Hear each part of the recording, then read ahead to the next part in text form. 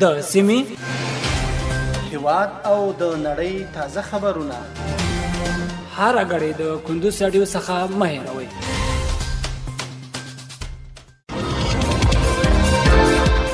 د کندوز رادیو قدرمنو اوریدونکو په سلامونو نیکې هیلو مو هرکلی کوم. پام راړوم د دې ساعت مهمو وروستۍ خبرونو ته.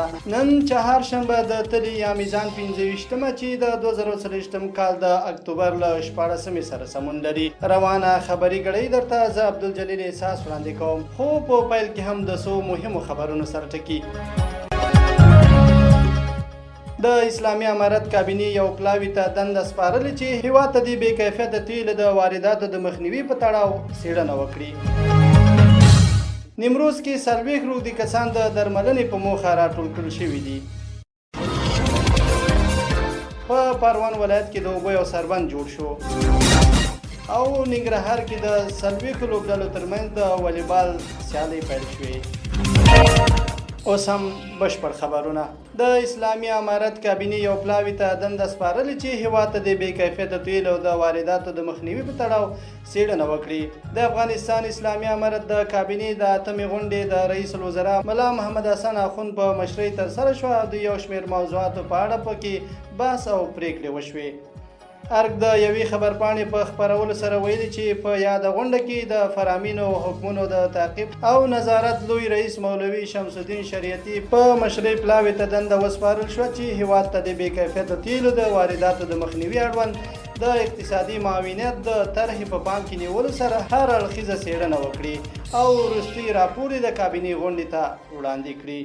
سرچینې زیاته کړي چې په غونډه کې همدارنګه د کورنیو چارو وزارت په مشرۍ او پلاوي ته دنده وسپارل شوه چې هیواد ته د رکشو واردولو او په ښارونو کې د ګرځېدو اړوند یوه طرحه جوړه کړي او پایله دې د کابینې غونډې ته وړاندې کړي.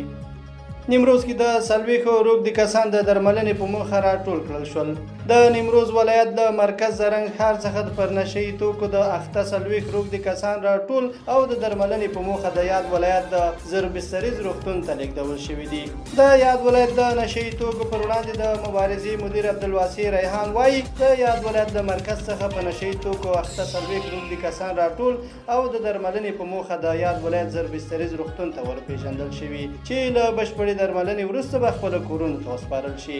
د یادونې وړ ده چې تر دې وړاندې هم په دغه ولایت کې په نشهیي توکو لسګونه اخته کسان راټول او له درملنې وروسته یې خپلو کورونو ته سپارل شوي دي.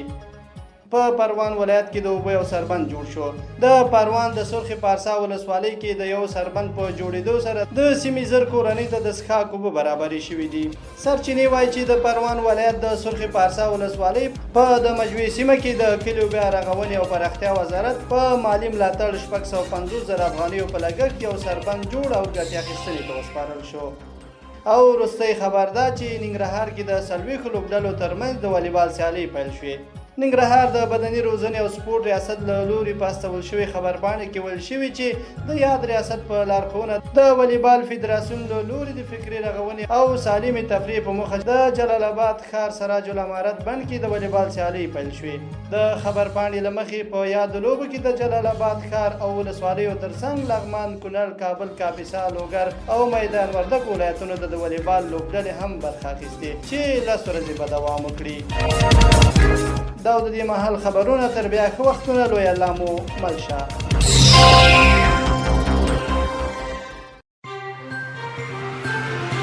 د سیمې هیواد او د نړۍ تازه خبرونه هر غړي د کندوز رادیو څخه مه هېروئ.